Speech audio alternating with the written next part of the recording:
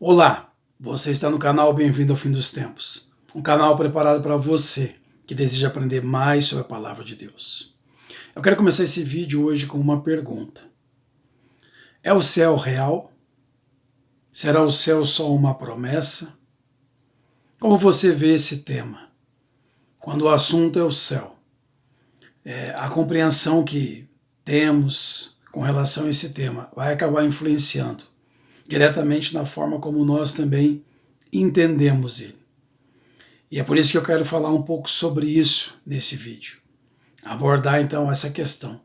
Por que eu vou falar sobre o céu? Porque todos que cremos em Jesus e aguardamos a sua volta, esperamos um dia estar com ele no céu. Mas o problema é que muitos não acreditam, nem na Bíblia, nem em Deus e muito menos no céu. E muitos, por causa talvez daquilo que aprenderam, daquilo que de alguma forma foram ensinados, entendem que o céu não passe de mito, mais um mito, como dizem, né? Mais uma invenção do ser humano para, de alguma forma, dominar por meio da religião. Então, para muitos o céu é apenas um mito, né? Uma promessa que nunca vai se cumprir. Para outros, quem sabe seja, né, devido à visão que tem, um lugar chato, um lugar monótono, né? A gente vê isso na descrição de desenhos, de outras coisas, né? Que às vezes apresentavam ali pessoas agora como anjos, sentados numa nuvem, tocando uma harpa. E muitos têm essa concepção do céu, então, como um lugar chato, enfadonho, onde você não vai ter nada para realizar, nada para fazer, e que vai viver ali num eterno tédio. Será que é isso que a Bíblia fala? Será que é isso que ela nos revela? Será que o céu é real realmente? Então vamos deixar a própria Bíblia falar conosco. Para isso eu quero convidar você a que me acompanhe na leitura do texto do livro do profeta Isaías. Nós vamos ler aqui alguns versos. Isaías 66, verso 1 e 2. Ali diz assim: Assim diz o Senhor, o céu é o meu trono, e a terra o estrado dos meus pés. Que casa me edificareis vós? E qual é o lugar do meu repouso? Aqui o próprio Deus diz então, né? Ele fala assim: o céu é o meu trono, e a terra o estrado dos meus pés. Então, Deus aqui está falando da sua habitação, do lugar onde ele agora habita. Temos alguns outros textos que eu quero ler com você, para que possamos refletir sobre esse tema, né, tão mal compreendido muitas vezes, tão distorcido, mas que é tão importante quanto todos os outros temas da palavra de Deus. Apocalipse 4, verso 1 também em diante diz assim, João aqui ele descreve a visão do trono de Deus. E ele diz assim, depois dessas coisas olhei, e eis não somente uma porta aberta no céu, como também a primeira voz que ouvi, como de trombeta ao falar comigo, dizendo, sobe para aqui, e te mostrarei o que deve acontecer depois dessas coisas. Imediatamente me achei em espírito, e eis armado no céu um trono, e no trono alguém sentado. E esse que se acha sentado é semelhante no aspecto, a pedra de jaspe e de sardônio, e ao redor do trono há um arco-íris semelhante no aspecto a esmeralda. Então João aqui também ele vai falar sobre o trono de Deus, sobre o céu, sobre onde Deus habita. E ele fala isso quando ele diz assim que viu uma porta aberta no céu, onde ele ouve uma voz que convida ele que suba até lá então. E ele diz que imediatamente ele vê então ali do céu armado ali um trono, e no trono alguém sentado. Embora, né, João aqui está falando de a descrição do trono de Deus, ele fala também de um lugar, onde ele foi levado em espírito agora, para que ele possa então ali ver, visualizar aquilo que está ali sendo revelado para ele. Tem mais alguns textos que eu quero ler com você. Um próximo texto está no livro de Hebreus, capítulo 11. Nós temos aqui alguns versos que eu também quero ler, porque é importante para a gente falar sobre isso.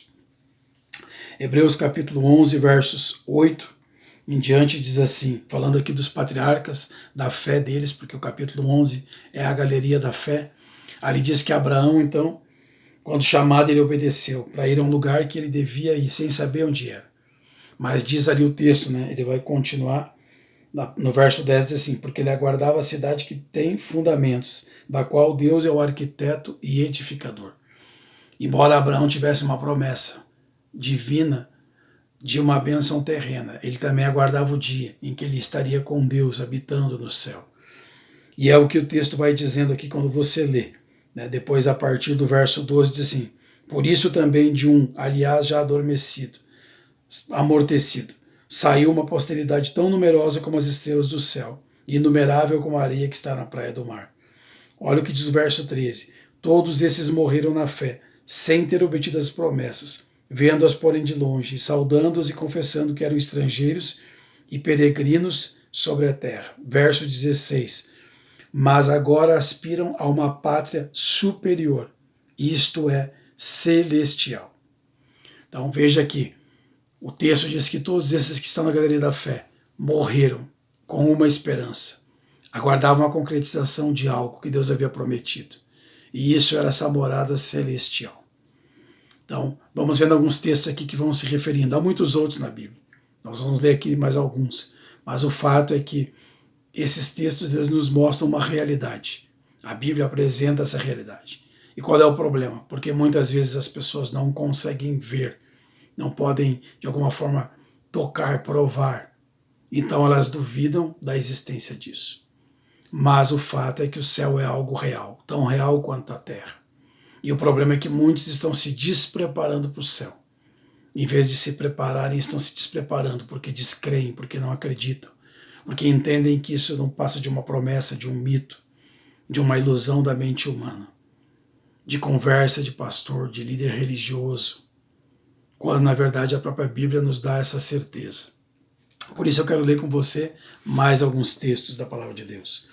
Quando a gente lê aqui Filipenses 3, capítulo 3, verso 20 e 21, Paulo diz assim, pois a nossa pátria está nos céus, de onde também aguardamos o Salvador, o Senhor Jesus Cristo, o qual transformará o nosso corpo de humilhação para ser igual ao corpo da sua glória, segundo a eficácia do poder que ele tem de até subordinar a si todas as coisas. Então Paulo aqui também fala que a nossa pátria não está aqui, mas nos céus, e que nós aguardamos aquele que vem então para transformar não só, né, a nossa mortalidade em imortalidade, mas também o nosso corpo. Muitos entendem às vezes que vamos estar no céu, quem sabe se formos para o céu, né? Aqueles que talvez de alguma forma acreditam, vivendo lá numa forma etérea, espiritual. Então assim, né, como eu disse, num lugar monótono, quando na verdade a palavra de Deus diz que nós vamos habitar, né, num corpo imortal, mas que vai ser revestido de mortalidade, mas ainda vai ser um corpo. Nós ainda vamos podendo nos alimentar e fazer muitas das coisas que fazemos aqui. Com a diferença que agora nós não temos mais nem o sofrimento, diz o livro do Apocalipse, nem a morte, nem a dor, e também não temos mais a limitação de tempo. Por isso que Deus ele promete essa bênção para o ser humano, para aquele que aceitar e se preparar. Paulo falando sobre isso, ele fala lá em 1 Coríntios também, no capítulo 15, no verso 52, ele diz assim, no momento, num abrir e fechar de olhos, ao ressoar da última trombeta, a trombeta soará, os mortos restarão incorruptíveis e nós seremos transformados, porque é necessário que este corpo corruptível se revista da incorruptibilidade e que o corpo mortal se revista da imortalidade. Então ele fala aqui desse processo. Então, o céu é tão real que até o nosso corpo que vai subir é um corpo real. Imortal agora, diz Paulo, mas real, transformado, não mais com as deficiências e limitações que o pecado causou. Um corpo agora santo, puro e transformado, mas um corpo real, assim como é real o céu. E essa tem que ser a esperança de cada um de nós. Eu sei que há muitas coisas que às vezes são ensinadas e veiculadas constantemente que levam muitas vezes a dúvida com relação a questões da palavra de Deus. E como eu disse, o céu, por não ser algo palpável, por algo que podemos ver, muitas vezes tendemos a duvidar, assim como outras coisas na palavra de Deus. Mas quem promete, quem nos fala é o próprio Deus e precisamos confiar nele. Jesus lá em João 14, nós vemos ele falando sobre isso. João 14, 1 a 3, ele falando para os discípulos, ele diz ali que eles não deveriam ficar com o coração conturbado. mas que apenas deveriam crer em Deus e crer nele. E que na casa de Deus, lá no céu, havia muitas moradas. E se não fosse assim, ainda assim ele iria preparar. E ele diz assim: e eu vou preparar lugar.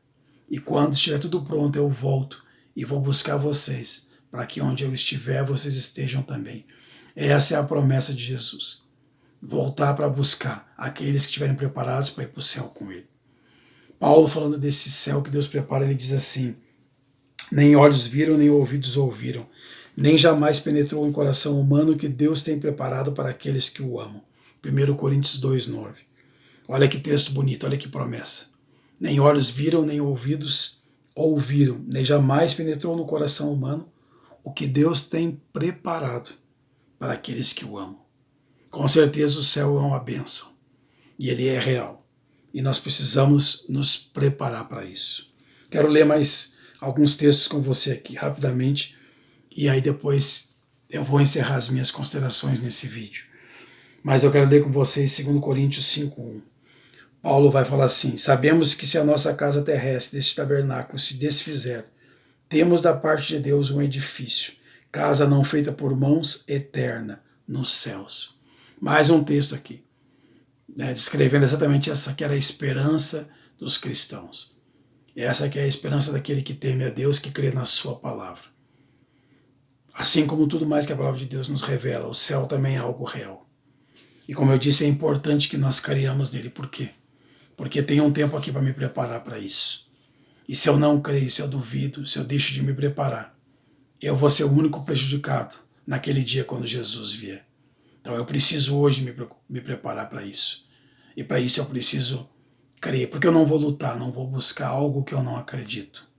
Se você não acredita, peça a Deus que te dê fé, peça a Deus que te ajude a crer. Estude mais a palavra, se aproxime mais de Deus. E o céu vai se tornar real, porque você vai querer estar com Jesus lá, porque essa é a promessa dele. Falando dessa promessa, João, lá no capítulo 21 de Apocalipse, no verso 2 e verso 10, ele fala da cidade santa que desce da parte de Deus do céu. Duas vezes ele vai falar no verso 2 e no verso 10, ele diz assim, que ela vai descer quando Jesus vier, depois de ficar lá 1000 anos. Esse é um outro tema que nós vamos falar em outro vídeo. Mas depois de aquele período no céu, a cidade santa desce e agora a terra vai ser habitada pela eternidade.